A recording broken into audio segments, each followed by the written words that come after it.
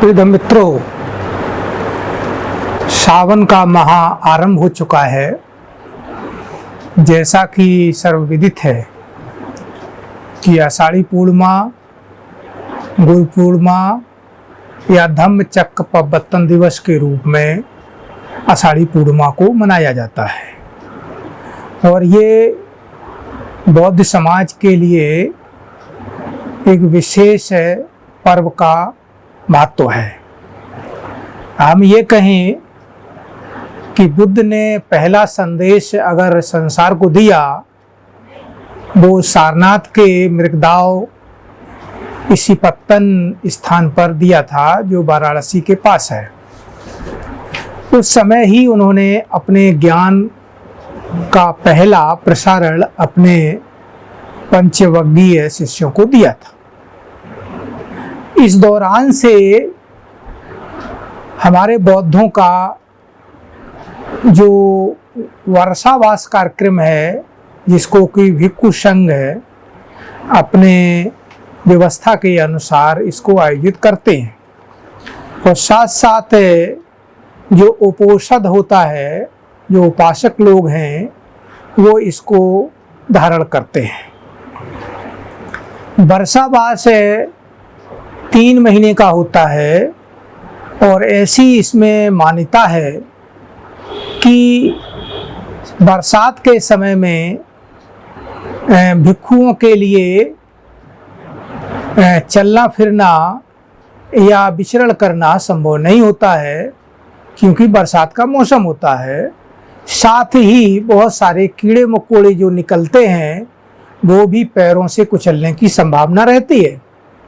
अतः भिक्षु संघ की ओर से यह नियम बनाया गया है तो एक विहार में एक स्थान पर बैठ करके ही उपासकों को, जो आने जाने वाले लोग हैं, उनको वो धम्म उपदेश करेंगे और भिक्षुओं के भी जो उनके श्रामणेर होते हैं, शिष्य होते हैं, उनको वो धम्म में प्रशिक्षित करते हैं।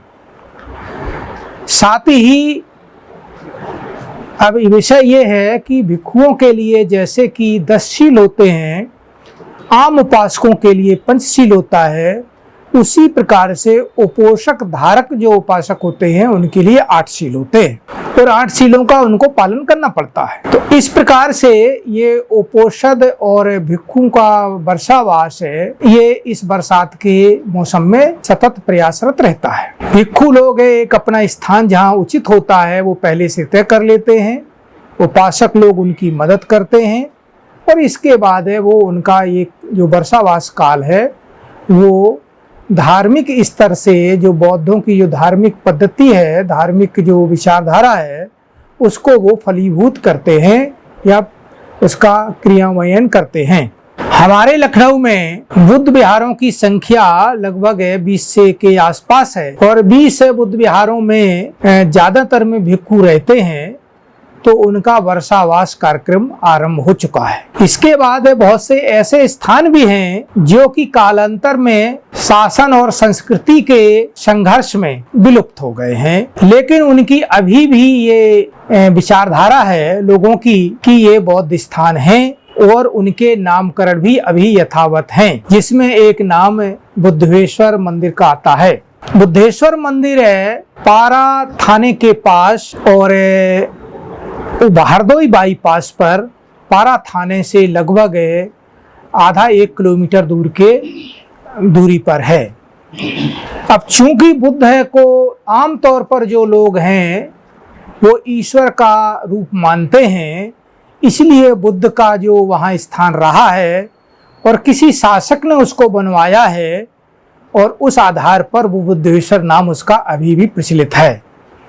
ऐसा भी लोग बताते हैं कि वहाँ पर जो मूर्ति है या स्थापना है वो शिव की स्थापना है और वहाँ शिवलिंग लगाया गया है, रखा गया है।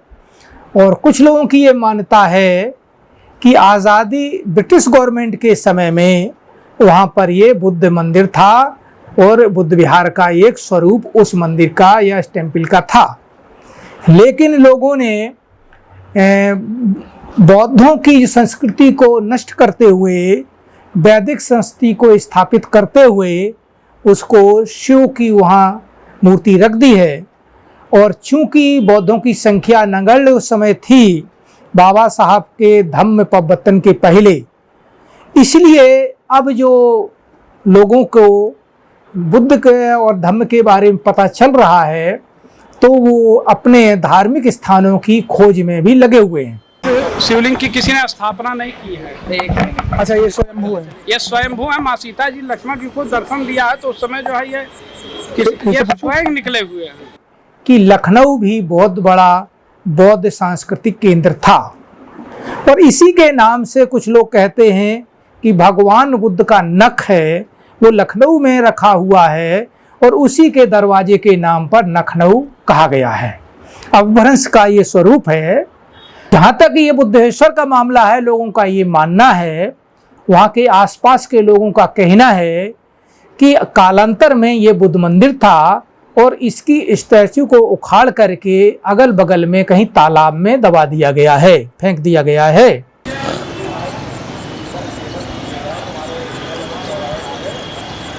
ये जो आप देख रहे हैं सामने प्राचीन सीता कुंड है। इसको जो है सरकार की तरफ से पैसा भी सेंक्शन है। हमारी मांग भी है कि इसको जैसे सीता जी ने स्नान किया था तो इसको स्नान गृह ही बनाया जाए। अब चूंकि ये इतना मुश्किल कार्य है तो फिर बौद्धों की बहुत सारी संस्कृति जो विलुप्त कर दी गई है और बौद्धों की संख्या अभी भी बहुत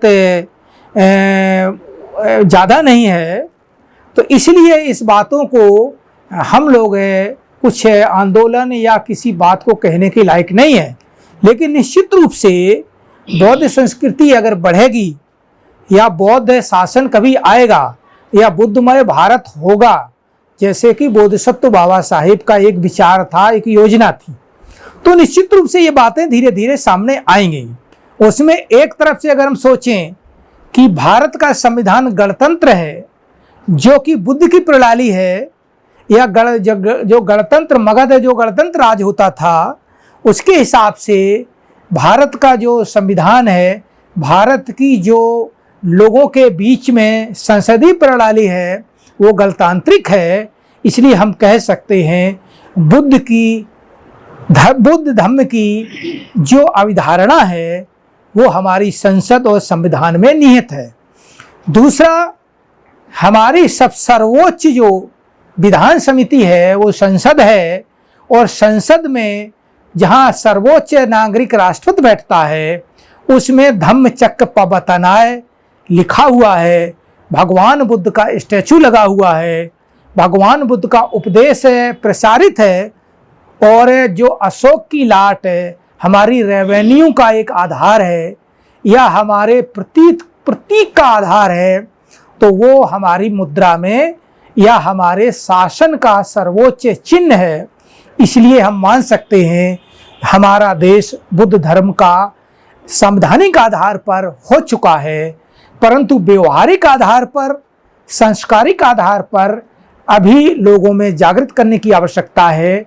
और अगर ये जागृत हो जाते हैं तो निश्चित रूप से व्यवहारिक रूप में भी ये बुद्धमय भारत होगा, ऐसी मेरी अवधारणा है। ऐसी यहाँ लोगों से निवेदन है कि इसको भी पूरा करने के लिए लोग अपने मन को ठीक से व्यवस्थित करें और भारत को बुद्धमय बनाने के लिए अपने ध्येय को बदलें और इस पे सकारात्मक कार्य करें, ऐसी हम आशा करते हैं।